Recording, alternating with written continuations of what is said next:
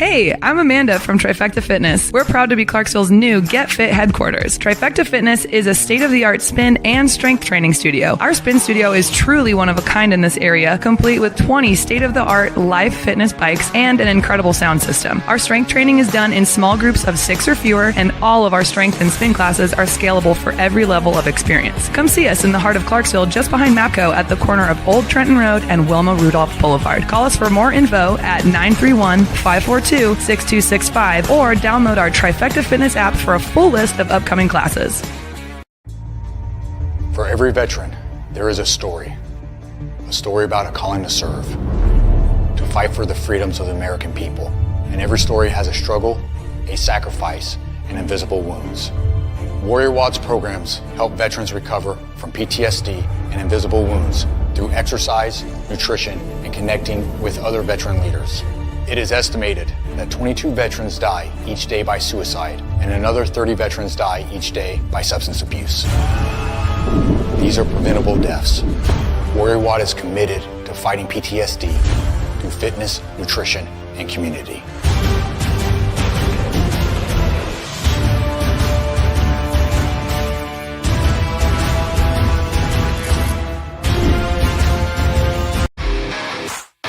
All right. Welcome back. MisFitNation show. We are a show founded by a veteran and hosted by 2 veterans and a military spouse. Our mission is to get people to tell their stories to the world. If you're an author, share your tips with the Misfit Nation. If you're a musician or an actor, our audience needs to know how they too can get into the business. Coaches, we love our coaches. Come on and share your tips with the Misfit Nation to help them become better versions of themselves. If you are a corporate leader or an entrepreneur, come on and show how you did it and how hard you have fought for success. If you are a veteran, first responder, or Gold Star family, we would love to have you come on and share your story with the Misfit Nation. We always have time for you. If you're feeling down, alone, or starting to see the darkness, Stop. Think about those who are around you. You are not alone. You will be missed. If you feel like your problems will be a burden to those in your inner circle or feel embarrassed, dial 988. If you are a veteran, take option 1. We need you to keep pushing forward. Don't make a permanent solution to a temporary problem. If you are a new listener, welcome to the Misfit Nation show. Be sure to subscribe to our show on your favorite podcast app. Also on our YouTube channel at @the_MisfitNation. Subscribe and click the bell to keep you up to date on our latest episodes and all of our news. You can also find us on Heroes Media Group and About Face Radio. Now, let's get to the show!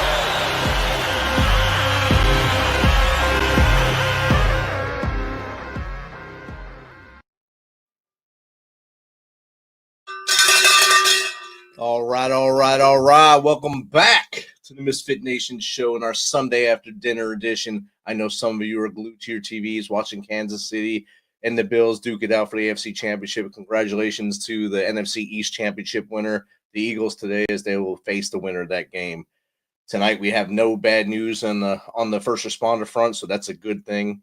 Let's still keep those in Western North Carolina, Eastern Tennessee, and of course those suffering from the fires in California in your thoughts and prayers. And if you can help. If you can, if you can't, just support them any way you possibly can. Tonight we have another good one. We have an Army veteran. He's a shining example of resilience, leadership, and purpose-driven living. His diverse background spans military service, real estate, photography, and impactful worldwide advocacy work, illustrating his dedication to overcoming adversity and helping others to do the same. So without further ado, let's welcome Eric Donoho to the Misfit Nation. Welcome, Eric. Hey, how's it going, Rich? I appreciate you having me on. It's awesome to have you here. Like we were talking in the green room, you're only about 1.5 inches away from me, so yeah, we're almost in the same sphere, so it's pretty cool. And I'll be up here. Me and Lacey from our Tuesday crew will be up close to Indianapolis here. I told you, February 10th. So maybe we get together, have some dinner or something. Yeah, we'll have to try to figure that out. About 45 minutes away from it, so not that far at all. So, Eric, I just gave a 2-sentence introduction on you. I want you to tell the Misfit Nation more about you from a as far back as you want to go through your service to how we got here. Yeah.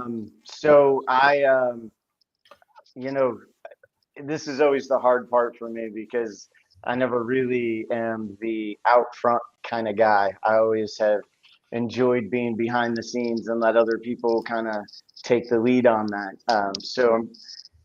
What I would say is I joined the military when I was 26 years old. I was working in advertising and marketing. I wasn't liking what I was doing. I was in a radio station. It was fun, but it wasn't fulfilling. I went into a recruiter station to do some radio advertising sales for them. And when they didn't recruit me, I was like, well, I'm 26 years old. Why are you not trying to recruit me? We're in the middle of a war. And so I went back about a week later and I was like, what's up? Why didn't you try to recruit me? And they're like, well, why would we recruit you? You're in a great job and you're doing this. And anybody who knows you work at a local radio station, you don't make good money. I made as much as a PFC coming into the military as I was doing there, as a base salary. So for me, it was like, I'm not really making that great of money. So long story short, it was the idea of wanting to see what I was made of and what I would be capable of handling. And would I be able to hack it like my old man did? So I knew that I was approaching an age where it was time. I either did that or I moved on in my career in sales and marketing. And so at 26, I joined the military. I went our U.S. Army. I went infantry airborne.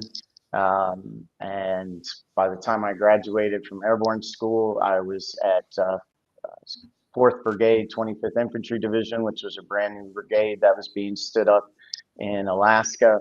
And then I was sent to the 3rd of the 509th Airborne Battalion, part of that brigade. And I started out in Charlie Company and then eventually moved on to the Scout Sniper Platoon. We deployed to Operation Iraqi Freedom in October of 2006. And then we came home about 15 months later, all of us as a whole. And then that by the time I came home, I'd been blown up too many times, is what they told me. And and I was given an option of either something like finance or retirement. And I just didn't see finance being an option for me. So I took retirement and started a whole nother transition of trying to figure out how you go from that to being the primary caretaker of your kids to, all these next things in life that no one really prepares you for. That's a journey right there. And kudos to all of you coming back, especially at the time you guys went to Iraq. That was right during the second surge, actually. The second surge right there when Petraeus had his momentum going there and pushed forward with that surge. And you guys went, and if you all came back whole, well, as numbers, you came back whole, but obviously not whole and I guess fully healed or fully physically. Yeah, and I think anytime you're in war, you're going to find yourselves, or people are going to find themselves needing healing after that, at least from a spiritual and soulful perspective, if not just from a, hey, what did I just see, witness, and have to partake in? And that sort of thing,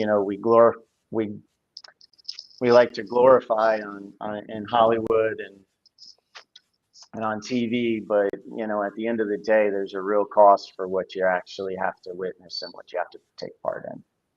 Yeah, you definitely see like those you were older when you went in, but the younger guys, 18-year-olds, 17 through 19-year-olds, mostly 18 up when they deploy, you see them age rather rapidly over there.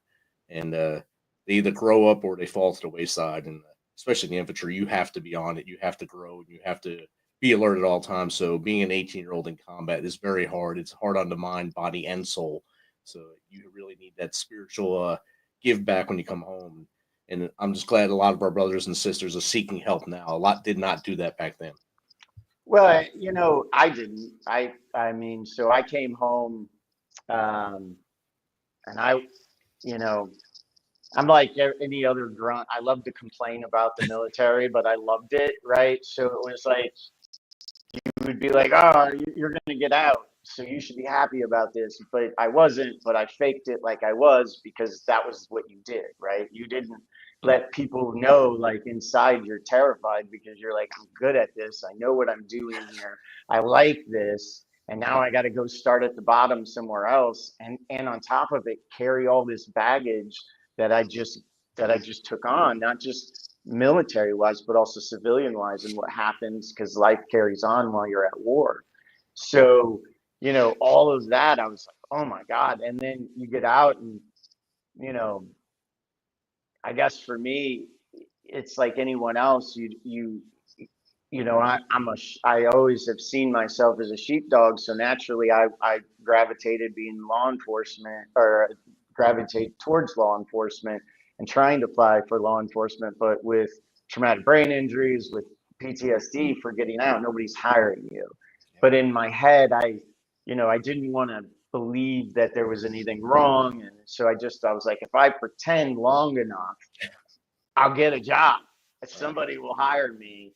And the reality was all that did was just keep burying things. And then as life kept happening, my foundation that I had built my life on just started to crumble because I didn't have the ability to carry that weight anymore. Definitely. And like you said, being the profession you were in, you can complain all day to your buddies. You complain all day in the team, the platoon room, or the scout sniper section room, but you don't bring it outside. You don't complain above that. You stay strong and stay firm. And you made I complained to everybody. Okay. I was just that guy, right? Like, it's like, what do you mean we got to fill 2 sandbags to go in and eat? What is this? Like, it's just everything.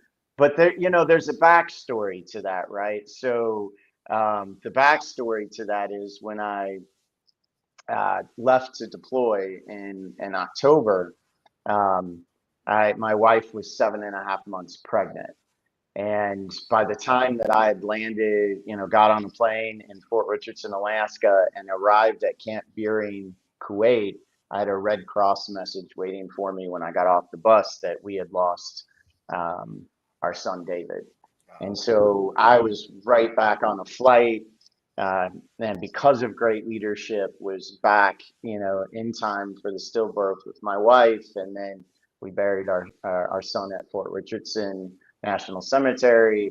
And then the Army, was so awesome. I know a lot of people complain about their time and all of this. I was really lucked out and had just amazing leadership. And they were like, Eric, this is huge. You should stay home with your wife for 6 months. And I was like, please don't make me. And in the beginning, it was like, we all trained together. The platoon needs me. I'm just the radio telephone operator guy for the platoon. They didn't really need me. They had 3 others, like we had 1 for each section. I really wasn't that special, but I knew I was inept in being able to give my wife what she needed at that time because I was in the mindset of training to go to war. And so like all I was feeling was anger, and I knew what she needed was love and compassion. So I hid behind that deployment and within weeks, rushed back over there. So the little begrudging and the complaining, it was a little bit of all of these different things that were mixed in. It was just like everything was like, oh, looking back on it, I had one of my good buddies was like that too, it was in our platoon, Dustin. And so we probably fed off each other more than we should. Probably just made it worse for everyone else having you 2 next to each other. Yeah, it really did. We have a question from a fellow Indiana resident, or I guess the former resident of Indiana, Jake Holland, our Tuesday crew guy. During your radio, did you happen to work for Q95? I worked for 95.3 WAR out of South Bend, Indiana. It's no longer there anymore. It was a classic rock radio station. And it was awesome. I got to meet Bob Dylan, Willie Nelson, John Fogerty. I mean, you go down the list, and I was at these concerts, and so it was a really cool job, but it just wasn't fulfilling. And honestly, I didn't really have a bond with any of the people I worked with. It was just something I went and showed up to. Okay. So you didn't have that passion that you have for what you're doing now. And No, not at all. It was just, honestly, it got me free drinks in the bars in the evenings. so It made me it was a cool factor. and you got to meet some cool people. So Right. yeah. that raises up here, pay down here, and then finding your passion after that is what really matters in life. We're always searching for that one thing that keeps us motivated. And I think after you hit so many walls, you rediscovered your hope and purpose. What was the turning point for you? December of 2015, I found myself, I had just buried everything for so long that it had just surfaced in my life where I had created so many boxes trying to control everything, because if I controlled it, I could keep everything under lid.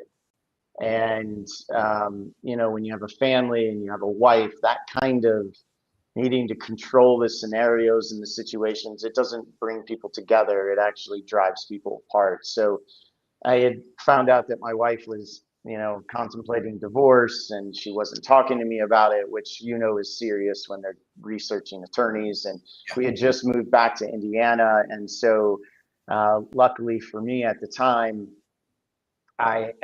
she had to wait 6 months until we had gained residency. And, most people, that would have been like, hey, so that was your turning point. I'm going to turn it all around. And that was my turning point, where I was like, see, everybody would just be better without me. Wow. So in December, after I took my kids to school, daycare, and dropped them off, I came home and I tried to eat my Glock the entire day. And every time that I had that Glock in my mouth and I tried to pull that trigger, the trigger would not pull. No matter how hard I tried, no matter what I did. And so I get frustrated. I pull the Glock out of my mouth. I clear it. I take the weapon apart. And sure enough, everything's fine. Put it back together, dry fire fine. And I went through that process a number of times, but it never fired. Wow.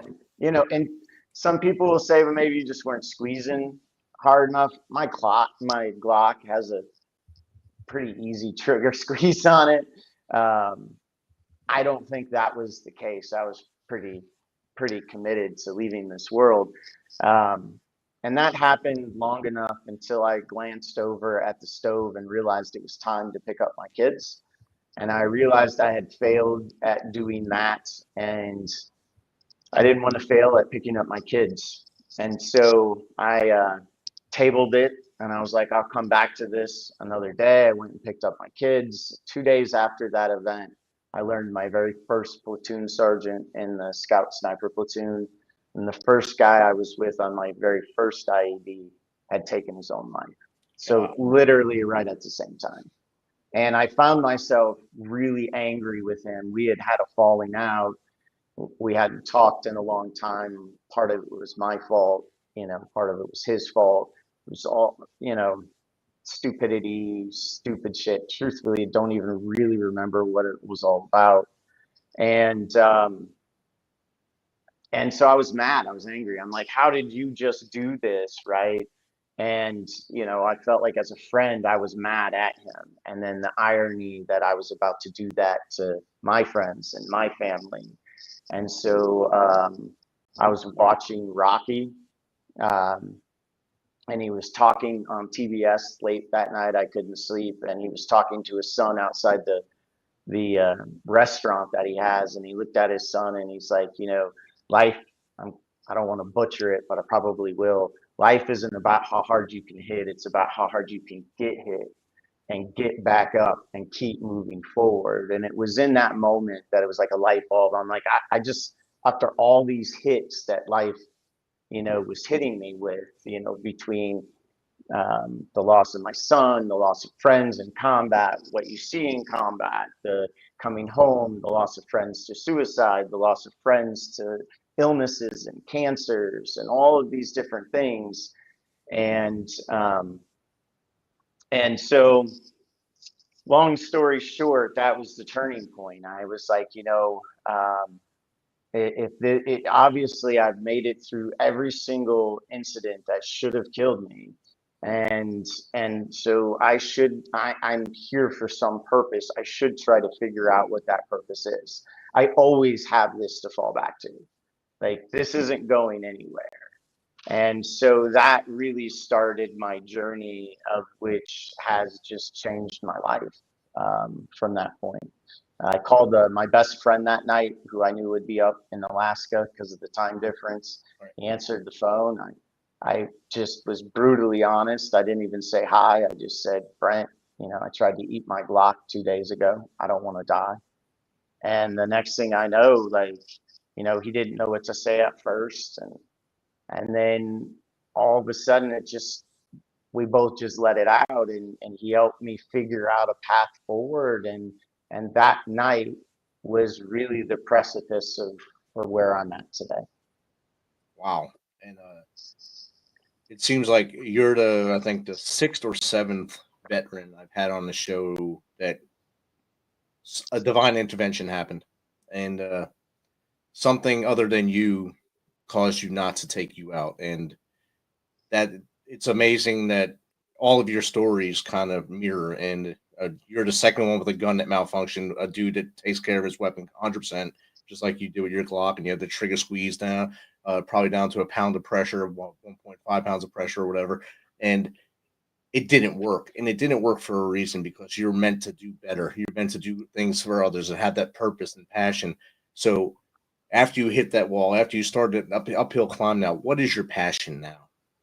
I spend my time doing a few different things, but the real passion and where I'm at right now, and quite honestly, I'm shifting all my business focuses. I'm stepping back from real estate, and I'm moving into this full force, which is to talk about moral injury and to help educate veterans about moral injury and really the larger society. And the reason for that is, after I've written my book, for your viewers, I've spent the last 6 years in Capitol Hill working and volunteering with different veteran service organizations as leadership fellows, and then as advocate warrior leaders, training veterans to become advocates on the Hill to help pass veteran legislation. I've helped pass 6 major pieces of legislation, including the 988 Suicide Hotline Act, the PACT Act, for which I was at the signing in the White House, the Elizabeth Dole Act that just helped. All of these I've had some role in. It could be as just minimal as going around to different senators and congressional offices, sharing a story or stories about how and why this legislation is needed. And for me, that work has just been really invaluable in both finding out who I am as a person and as an individual, learning about how our system and our government works, and this VSO community that is really responsible for caretaking us as veterans and making sure we're represented and have a seat at the table. And so I take and have taken great pride in all of those accomplishments and doing all of those things. Along the way, everybody is, encouraged to write a book. And for me, the idea of doing that was, again, more feeling called from God. And so this book isn't about sharing scriptures or any of that. It is about dealing with this moral injury. And so in the process of, when the book came out and we're getting it all out there, I started to do a whole lot of more data research on moral injury. And that's when I realized that moral injury, I believe the data shows, is the major driver behind veteran suicide. And for the last 15 years, we haven't done anything to address it or talk about it in any real way. And so once I started looking at those numbers, and once I started talking with, senators and congressmen and women on the Hill, and learning that none of these VSOs are in their offices talking about this or the numbers and the data of it, made me begin to question, like, what are all the motives here? What are we doing? And are we doing the right things? And so for me, I decided to get real specific about what I can do to help the veteran community, which is to talk about moral injury and to talk about it in a way that I think, all veterans can relate to. That's outstanding. And who were you with when you went on the Hill? Was there a specific group, or you just went kind of up there and linked in with people? So the majority of my time I spent with Iraq and Afghanistan Veterans of America, otherwise known as IAVA. And then I had a little bit of time, about a year, with Wounded Warrior Project as both an advocate and then being trained latter part of that year as a warrior advocate leader. And a lot of that was pulling me over because I stopped working with IAVA. Like any organization, when you're there, though, you do work collectively as a whole. So I have friends at the DAV, I have friends at WWP, I have friends at, Military Order of Purple Heart. If you go around that whole group that you see testifying on, typically, I will likely know someone at one of those organizations. Outstanding. And we got a question from at Veterans Voice. Eric, how did your military experiences shape your passion for helping others, especially through initiatives like the 988 Suicide Hotline and the PACT Advocacy? That is a great question. And it took me a while to figure out how to explain it to somebody in a way that I felt, but I think the best way that I can explain it is I always felt that calling to be that sheepdog, the one that is out there helping to protect the flock. And when I came home, that was where I was driven. That's where I was going.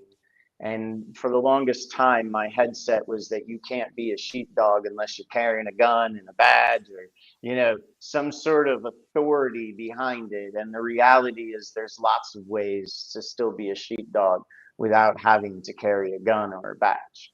And this is just one of those ways that I can be a sheepdog for other sheepdogs.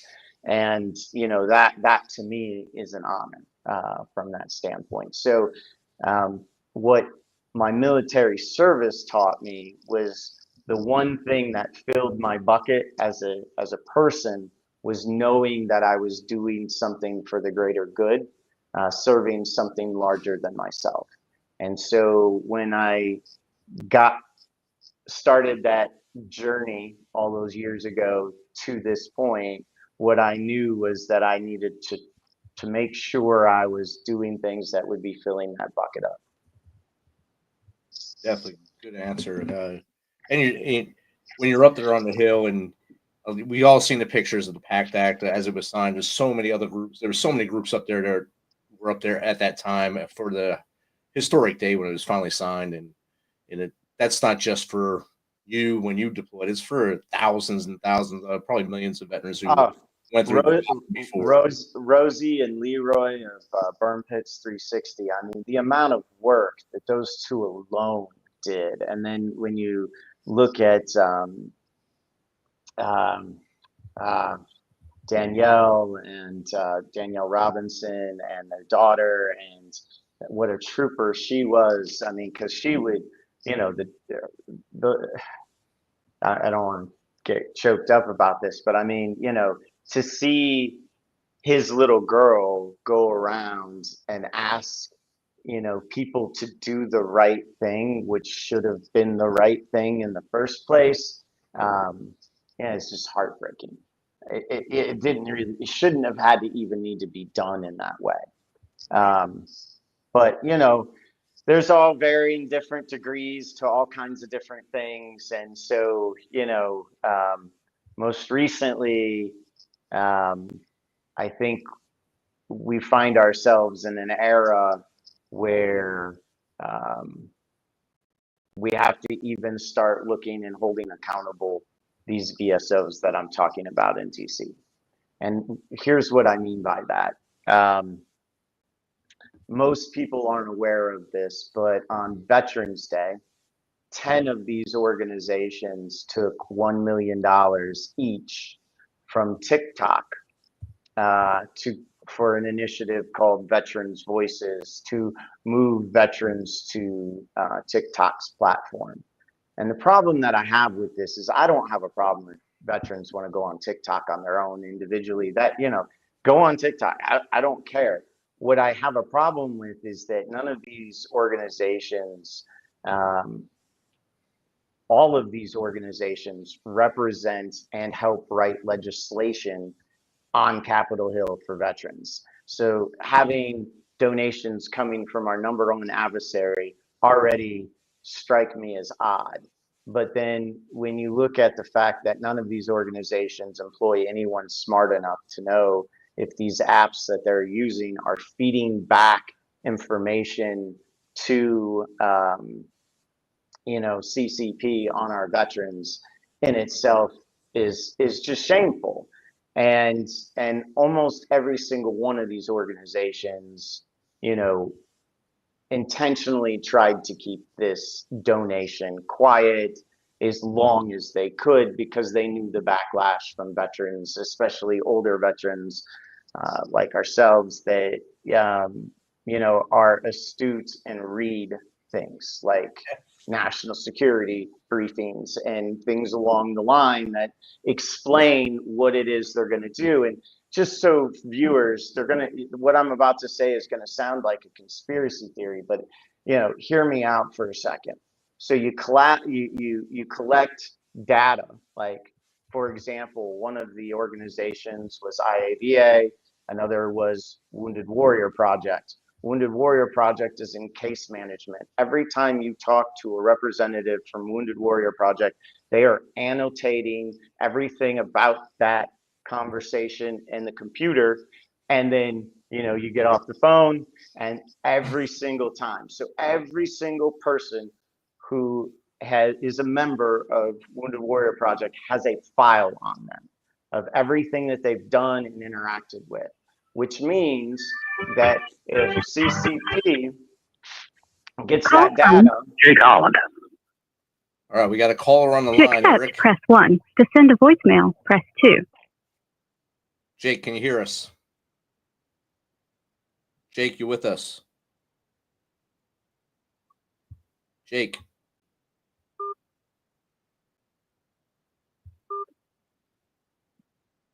Guess he got dropped. Good, Eric, keep going. I can hear you on the TV. I can't hear you on the phone. How about now? Hello. You got me? Anything? No, he dropped. All right. Go ahead, Eric. And so the major problem with this is that if you're collecting data on where everybody's head is, from these individuals, this allows China to conduct psychological operations on veterans, i.e., meaning they can start creating programs that can encourage or push a veteran at risk into one direction. So a veteran who might be suicidal might be targeted and pushed one way or another. That's a way our adversary could target at us if we go to war with them. The things that we're not thinking about are long-term. Right now, China's playing chess and our US politicians are playing beer pong, and we're not holding anybody accountable for anything. And so, and it's not just this. Like, let's take a look at as a whole, right? So I'm going to give credit to these VSOs that, you know, you got some time, you got to catch up to these wars. But for the last 15 years, these groups go in front of Congress every year in March. It's called the Joint VSO hearing, where the VA committee and the Senate committee come together, and all these VSOs come together and they testify to what they need or what veterans need to bring down these numbers of veteran suicide and all the problems that we have at the VA.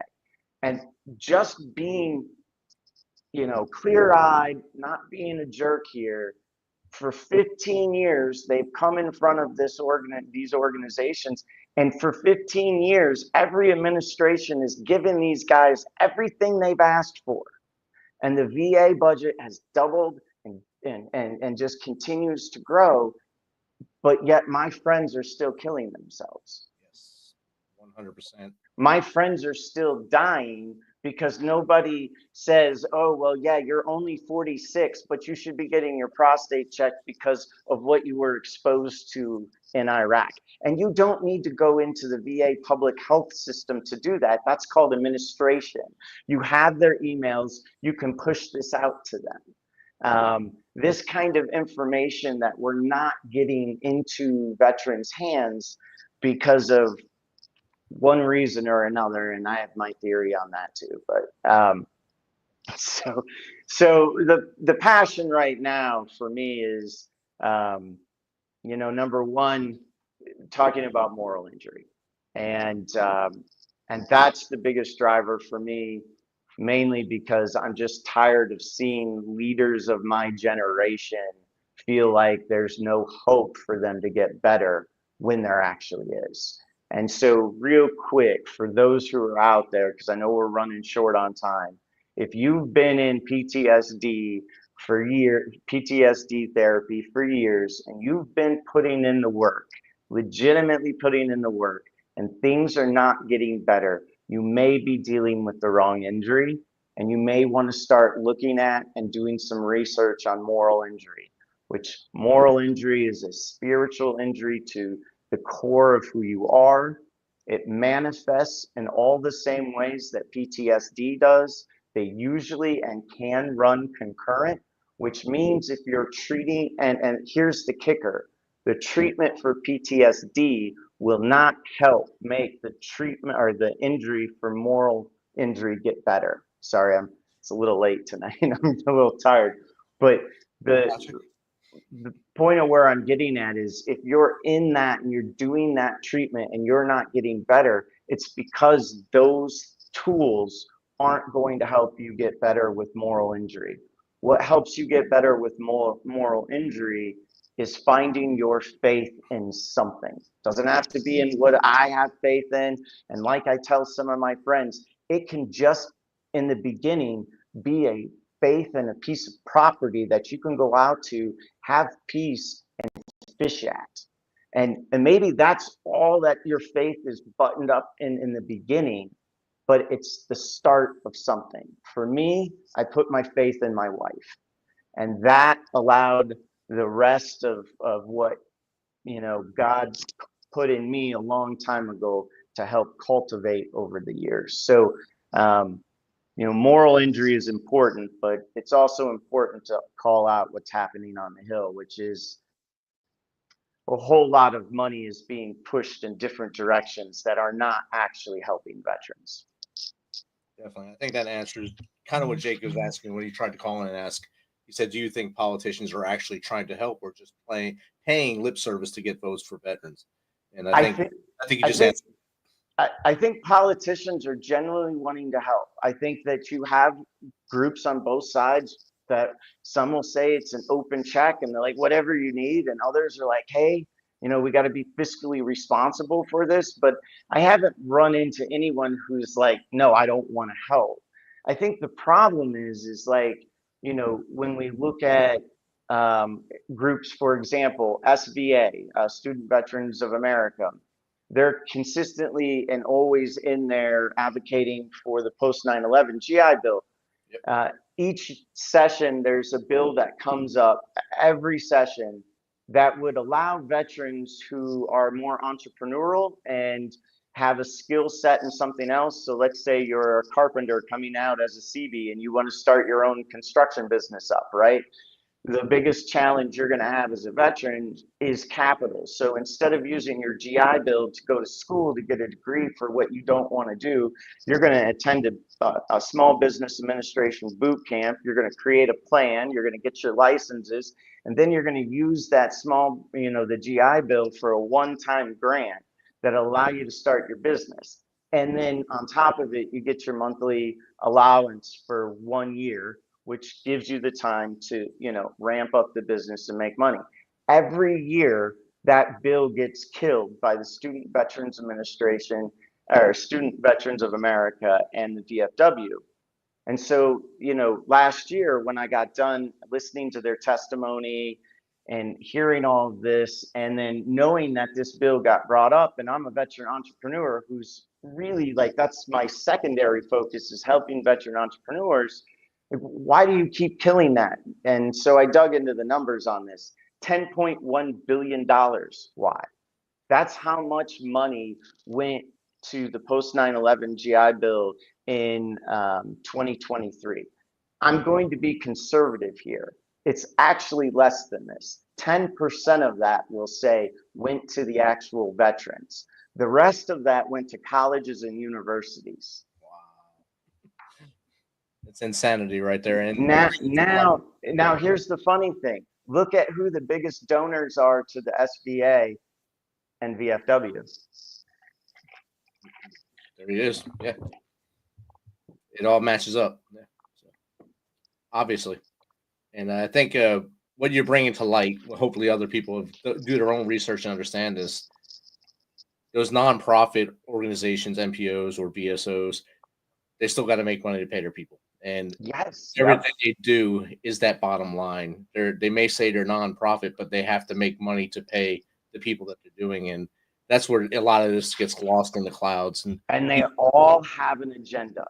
And yes. And while overarching, the idea is that their agenda is to help veterans. I mean, when we really look at this, you have to ask objective questions and step outside it from the emotional side of the coin. And you have to say, are we affecting change in the most amount of veterans or active duty that we can?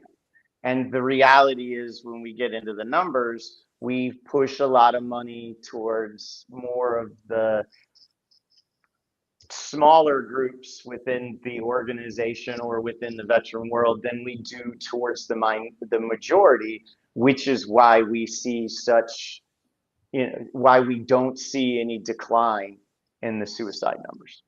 Right. And because that's the moneymaker, having those numbers up there. And like the one thing that really ticks me off is the Till Valhalla t-shirts. Those guys just make money off those t-shirts saying they're helping suicide. Where's that money go?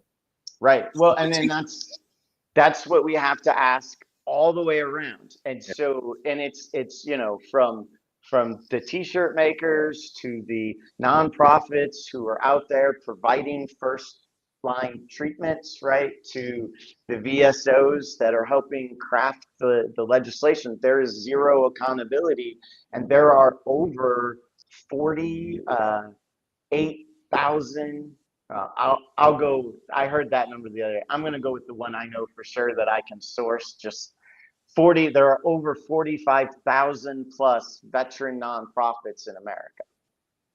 Yeah. And so, when we look at all of this, we have to ask: are these services are we providing the best services that we can, or are we gearing money towards our specific niche? And then sucking it up in ways that aren't measurable, and aren't equitable or fair.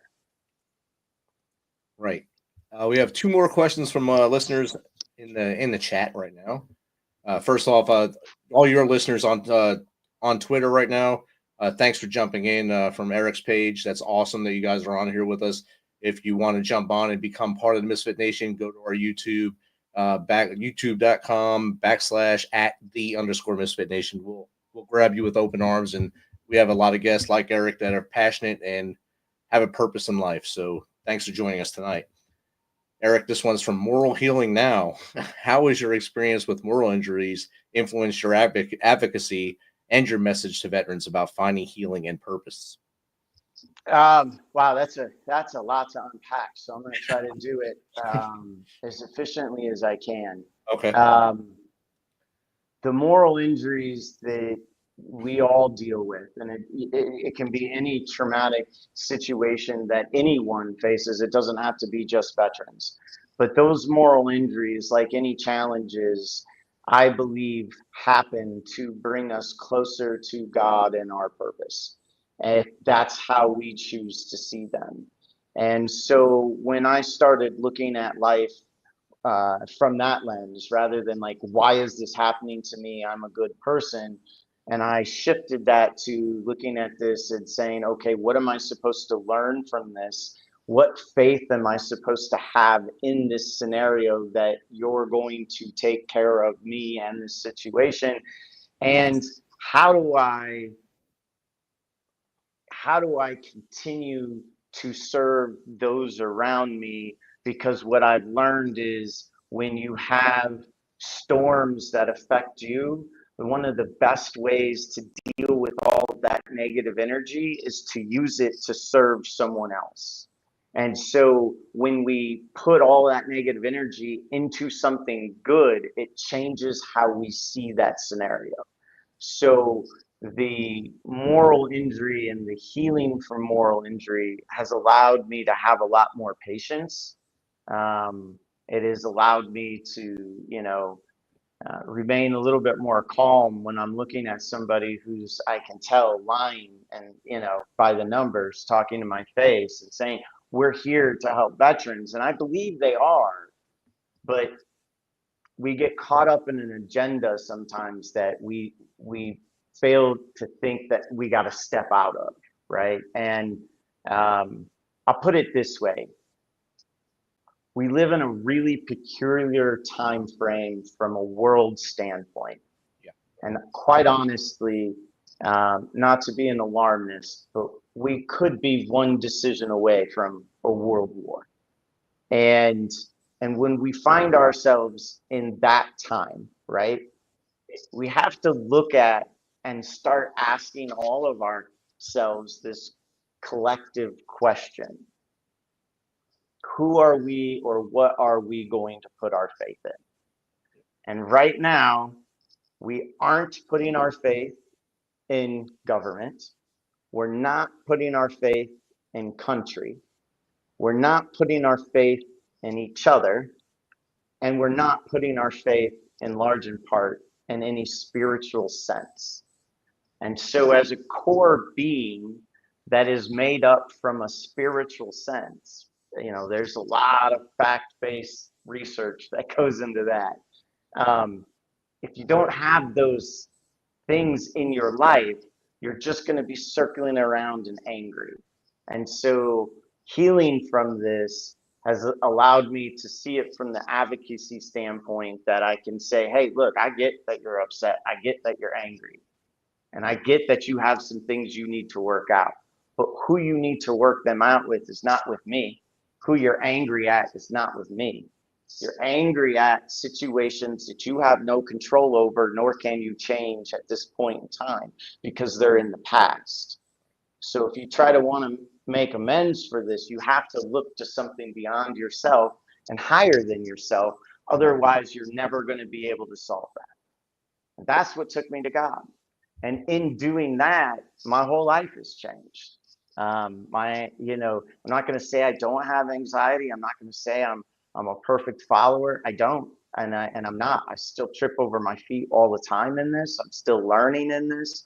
I still am trying to learn to turn the other cheek more than I need to. Like all of these things, but the fact that I'm being willing to be open about it and say, this is something we need to talk about, because 71% of active duty service members identify and say that they have some sort of religious affiliation.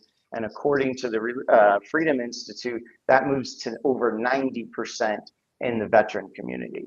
And yet we have zero programs within the VA or DOD that deal with moral injury and this spiritual aspect. We have spent $0 on moral injury over the past 10 years and created zero programs. On the flip side to that, the second highest rated group for suicide, moral injury, by the VA's own research out of New Jersey, puts moral injury, people who are suffering from moral injury, at the highest risk for suicide.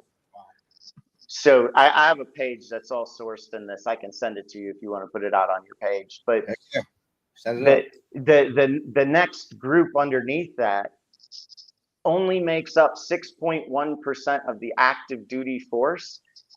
And in that 6.1% of the active duty force, $29.6 million was spent on psychotherapy and gender affirming care for less than 1% of that group to combat suicide. And this is why people, you know, when we talk about this, this is not an attack on that group. They need help too. Every group who's suffering needs help. I'm not here to pick and choose winners or losers. What I'm saying is if we're going to provide that support to a small group, we ought to be providing that support to a large group. And the reason we don't push it is because the majority of those VSOs on the Hill have a no God policy. And as soon as you start talking about moral injury, you will have people say you need to have the separation of church and state. Yet when I was in country and I would watch my brothers in arms get ready to roll outside the wire, I saw 90% of them praying. And yet, and yet nothing exists for when we come home to deal with those harms of what we saw or what we encountered. Sometimes, which are just, you know, can be little too, right? Walking down the street, seeing a guy beat a woman because, you know, he didn't just like the, right. And you can't do anything to interact or interject in that because that's not your fight. That's not why you're here. ROE doesn't allow that. And you know, but as a man, culturally, yeah. Yeah, so that's a big thing. A lot of us had to see and bite your tongue, or I guess cross-sling your weapon and hold it tight against you without pulling the trigger on a dude that was doing something stupid to a woman, because it's not something that's normal to us, but it's something that they thrive on there. And right. It's sick. Yeah. And yet, you know, where do we deal with that, those harms, the not doing anything and knowing that you didn't do anything, right? It's those that haunt most people more than the I had to do something because my life or my, you know, my brothers or sisters to my right or left was in jeopardy, right? Like those decisions are kind of a little bit easier to deal with. It's the ones where your hands are tied. Yep. It's the ones where you can't do anything. It's the Afghan pullout. It's the, I mean, you could just go down the list of things that we've endured as a community, and, you know, and where's the support in it? And where are the VSOs asking for it? So that's the fight I'm in right now. It's been an interesting one. I feel it right now. I feel your passion. Yeah. I'm not the most friendly. I'm not the most wanted person on the Hill right now in the VSO community. But I'm sure when you get up there and speak in front of your Indiana delegation up there, they listen to you, and hopefully their voice inside of that. The politicians are really interested in trying to create and make change. And what I love that's happening right now is that you're seeing more and more veterans starting to sit on the Veteran Affairs committees. And in that, you're able to actually start talking about these real systemic problems. And you have to talk about them openly, right? Like, you know, healthcare, that's going to be a mess in itself. But I mean, Can you tell me one person you've met that's gone into the VA and has come out and said, man, that's the best hospital I want to go back to. I want to go have my surgeries there. I have not met that person yet. No. And yet we keep pouring money into it. How much money are you going to pour into a system that has yet to be fixed? Because the truth is, like, this is going to get piss off a whole lot of people, but the system itself was designed to be an administrative system, not one that provided healthcare services. Now, I'm not saying that what the VA provides isn't valuable. That's not the argument I'm having. I'm having the argument of, like, in any business, if you try to focus on too many different things, you're not going to be successful at anything. So you focus in on one thing and you get really good and successful at that. How about you get good at the administrative side first, and then talk about the healthcare side and get people to real doctors who can help them, that aren't just there to pay off their student loans and don't give a shit about the veterans that they care about, because the healthcare systems and the hospitals actually can be sued and be held accountable. Right. Now, I'm not saying that that's the way to go. I'm just saying, like, we're at a point where you have to objectively say, we've been doing this stuff for over 15 years and there hasn't been any movement. I haven't seen anything, any studies, some very small movement in a direction. But I mean, for the amount of money that we're throwing at this, you should see it. You should see a major, major decline. And then what are we going to do for the other, for the next group that is at 15.5 suicides a day, which are 14 to 25-year-olds, not veterans, just 14 to 25-year-olds in society. If we can't figure this out without throwing billions of dollars at the problem, how do we save our youth? Right. And so all of these questions that I'm asking, I'm just saying, okay, if these programs work, show me. Like, I'm all for vets getting service dogs, if that's what's going to help them with their PTSD and get them out in society, get them moving again and off the couch. But how many of those vets, when they lose that service dog, end up going back and needing a second service dog? It's a never-ending problem for most vets, and as we're coming down to the last couple minutes here, cut you off. So, yeah, your passion is obvious. The audience was obviously in there with you. There was a few more questions, but we're gonna have to cut them off tonight. What I want you to do right now is give the Misfit Nation 3 things you do every day that you feel makes you have a successful day and maybe a successful life. The first 2 things that I do every day is I make sure that I wake up early. And when I say early, I mean like 5 o'clock, before anyone else in the house is up. And then I take 15 minutes and I just sit with God. And sometimes that is just me sitting there. Sometimes that is me asking for his guidance during that day, but that centering. Some people will just meditate, but that's centering for the day, trying to get clear about how you intend to live your day. And then the third one is smile. Even when you're having a bad day, smile, because you never know when that smile is going to turn someone else's day into a good one. Outstanding. That's a good one there. And I put that in my book, 13-Step Guide to Success, because everyone likes to walk and look down at their phone. If you just look up 3 inches, look at someone in the eyes, smile, maybe say hello. You just made that. Oh, yeah. You might have changed their life that right there. You might have made them not think about doing something to end it all. You might have made them think about helping someone else help themselves. And I think that's something we all have to worry about and think about as we move forward in life. Eric, that was again a great answer, great tips, great chat with you tonight. How can the audience get in contact with you? What's the best place to go for them to get with you? They can go to ericdonoho.com. They can find my book, Canyon of Hope, From Darkness to Dawn. You can find it anywhere you get your books, Amazon, Barnes & Noble, and you can get an autographed copy at either ericdonoho.com or canyonofhope.com. Outstanding. Eric, thanks again for taking some of your time on a Sunday night to hang out with us. And I look forward to hearing more about what you're doing in the future. I appreciate you having me. And thanks again for all that you're doing to get out the word on so many amazing veterans doing awesome things. Appreciate you, brother. Have a good night. You too. This message is from the U.S. Department of Veterans Affairs. Did you serve in the military? If so, you can obtain a free lifetime pass to more than 2,000 federal recreation sites. These sites are located across more than 400 million acres of public lands, including national parks, wildlife refuges, and forests.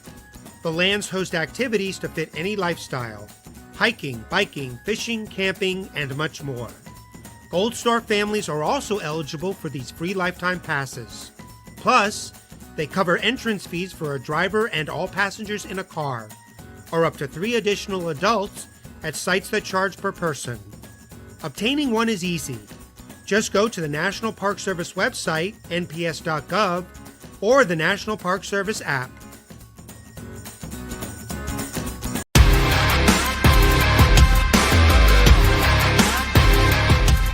Thanks for checking us out and being a part of the Misfit Nation show. Don't forget to visit our website at themisfitnation.com. That's themisfitnation.com. Check out all our past episodes and get some of the great Misfit Nation gear for you and your family. As always, be humble, stay hungry, and keep hustling, because we are Misfit Nation. Misfit Nation.